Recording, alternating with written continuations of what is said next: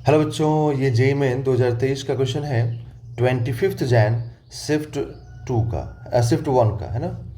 The ratio of density of oxygen nucleus जिसका mass number यहाँ पर 16 है एंड हीलियम न्यूक्लियस जिसका मास नंबर 4 है इज, ठीक है। अब रेशियो ऑफ डेंसिटी पूछ रहा है तो सबसे पहले डेंसिटी का फॉर्मूला क्या होता है वो लिख देते हैं हम लोग, ठीक है।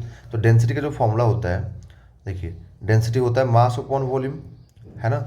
और किसी भी अगर हम यहाँ पर न्यूक्लियस की बात करें तो न्यूक्लियस के अंदर क्या होता है, प्रोटॉन और न्यूट्रॉन होता है, मतलब न्यूक्लियॉन्स, है ना। इसमें प्रोटॉन और न्यूट्रॉन होते हैं, ठीक है, जिनको हम कंबाइंडली क्या बोलते हैं, न्यूक्लियॉन्स बोलते हैं, ओके। एंड जो मास ऑफ प्रोटॉन होता है वो लगभग मास ऑफ न्यूट्रॉन होता है ना, दोनों आपस में बराबर होता है, ठीक है। तो नंबर ऑफ प्रोटॉन, मतलब यहाँ पर number of proton and neutron दोनों को जोड़ करके, दोनों को ऐड करके क्या बोला जाता है, न्यूक्लियॉन्स, जिसको हम ए से डिनोट करते हैं, ठीक है। मास नंबर इसको बोलते हैं हम लोग, ठीक। तो यहाँ पर अगर हम टोटल मास लिखना चाहें न्यूक्लियस का, तो न्यूक्लियस का टोटल मास क्या लिखेंगे, देखिए टोटल मास ऑफ न्यूक्लियस, किसी के लिए भी लिखेंगे हम लोग कि न्यूक्लियॉन्स, न्यूक्लियॉन्स का मतलब हो गया number of proton and number of neutron, ठीक है, दोनों एक साथ कंबाइंडली, ठीक है। अब इनटू में आप मास ऑफ प्रोटॉन कर दो या फिर मास ऑफ न्यूट्रॉन कर दो, तो मास ऑफ प्रोटॉन लिख देते हैं यहाँ पे, क्योंकि दोनों तो इक्वल ही होता है, ठीक है। समझ रहे ना आप जो मैं बोलना चाह रहा हूँ। जैसे मान लीजिए आपके पास यहाँ पर z नंबर ऑफ प्रोटॉन है, ठीक है, ओके। और अगर यहाँ पर z नंबर ऑफ प्रोटॉन हो गया तो आपके पास a माइनस z हो गया, यहाँ पर मान लीजिए नंबर ऑफ न्यूट्रॉन। तो आप क्या लिखेंगे, आप तो ये लिखेंगे ना दोनों को ऐड करके, यहाँ पर एक मिनट, यहाँ पर नंबर ऑफ न्यूट्रॉन, ठीक है। तो वापस देखो सबको ऐड करोगे तो क्या मिलेगा, a इंटू एम एन या एम पी बोल लो, क्योंकि दोनों तो इक्वल ही होता है, ठीक है। क्योंकि ए में दोनों आ जाता है ना, number of neutron and proton दोनों आ जाता है, ठीक। तो इसलिए ए इंटू एम पी होगा टोटल मास यहाँ पर, ठीक है।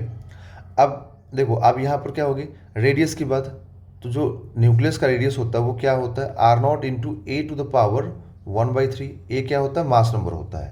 जैसे किसी भी न्यूक्लियस को आप ऐसे रिप्रेजेंट करोगे ना, मास नंबर और एटॉमिक नंबर में, ठीक है।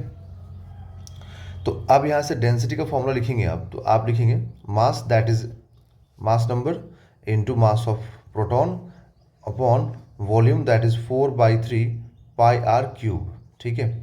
बट अब यहाँ पे जो रेडियस है, इस रेडियस की जगह पे आप क्या पुट करेंगे, तो रेडियस की जगह पर आप पुट करेंगे यहाँ पर 4/3 पाई आर क्यूब में r naught into a to the power 1/3, ठीक है। और इसका होल क्यूब करेंगे, ओके। तो यहाँ से आपको क्या मालूम होगा, ए एम पी, ठीक है। और ये 4/3 pi r naught cube into, अब ये ए टू द पावर 1/3 था, उसका क्यूब करोगे तो ए बचेगा, तो अब ये ए से ए कैंसिल, ठीक है। तो यहाँ से जो डेंसिटी का फॉर्मूला आया वो mass of proton divided by 4/3 pi r naught cube आया। अब इससे एक चीज़ तो क्लियर हो गया ना कि न्यूक्लियस के अंदर कितने नंबर ऑफ प्रोटॉन और कितने नंबर ऑफ न्यूट्रॉन है, उससे इस बात को कोई मतलब ही नहीं है ना, कोई मतलब नहीं है। जब नंबर से मतलब ही नहीं है तो यहाँ पर कहीं पर भी मास नंबर, कहीं पर भी मास नंबर नहीं आएगा, ना इधर आएगा ना इधर आएगा। तो चाहे आप ऑक्सीजन देखिए, चाहे आप हीलियम देखिए, या कोई सा भी न्यूक्लियस देखिए, ठीक है, उसका मास नंबर यहाँ पर आएगा ही नहीं, ठीक है। तो इसीलिए क्या होगा, सभी का डेंसिटी का जो फॉर्मूला आ जाएगा ना वो सेम आ जाएगा, ठीक है। और एनसीईआरटी आप देखेंगे तो वहाँ पर अप्रॉक्सीमेटली 2.3 इंटू 10⁻17 kg पर मीटर पर केजी पर मीटर क्यूब दिया हुआ है। ये पूरा मैंने एक्सप्लेन किया हुआ है एनसीईआरटी का, जब न्यूक्लियर फिजिक्स पढ़ाया है मैंने, देखिएगा मेरे प्लेलिस्ट में है, तो वहाँ पूरा ये एक्सप्लेन किया है मैंने, ओके। तो और पूरा डिराइव भी ये वहाँ पर भी किया है और एक्सप्लेन किया हुआ है, ये वैल्यूज़ भी कैसे आता है वो भी बताया है। तो अब यहाँ पर अगर आप डेंसिटी ऑफ ऑक्सीजन अपॉन दूसरा क्या है, डेंसिटी ऑफ हीलियम लेते हैं, तो यहाँ पर दोनों जो होगा ना, एक ही चीज़ लिखेंगे आप, mass of proton upon 4/3 pi r naught cube, क्योंकि आर नॉट का वैल्यू फिक्स होता है। आर नॉट का वैल्यू क्या होता है, 1.5 इंटू 10⁻⁻15 के आसपास होता है, ठीक है।